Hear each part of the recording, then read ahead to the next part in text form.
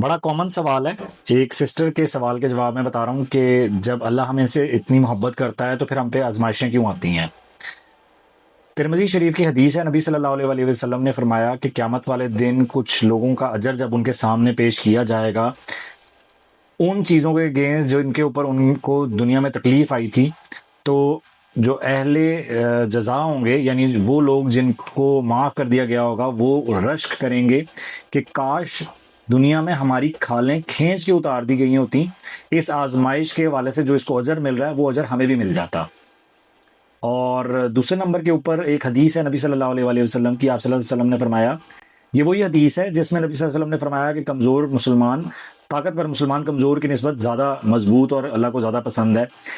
جو چیز تمہیں نفع دے اس کے لیے بھرپور محنت کرو، اور اگر رزلٹ تمہارے توقع کے برخلاف نکلے تو یہ مت کہو کہ کاش اگر میں ایسا کرتا تو یہ ہو جاتا، ایسا کرتا تو یہ ہو جاتا، بلکہ اللہ کی تقدیر کے اوپر اپنا سر تسلیم خم کرو اور اس کے اوپر پورا بھروسہ رکھو.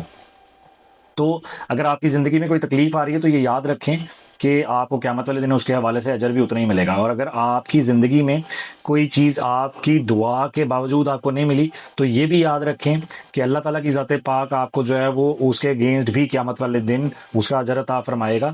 وہ چیز آپ کی تقدیر میں نہیں تھی. تو اللہ کی تقدیر کے اوپر جو ہے وہ آپ بالکل بھروسہ رکھیں، اپنی کوشش پوری کریں. آپ کو ملتا ہے نہیں ملتا یہ اللہ تعالیٰ کے ہاتھ میں ہے. ہاں لیکن دعا آپ کی رد نہیں ہوتی کبھی، یہ یاد رکھیے گا، آپ کی دعا رد نہیں ہوتی، وہ قیامت والے دن آپ کو اجر کے طور پہ مل جائے گا. السلام علیکم ورحمۃ اللہ وبرکاتہ.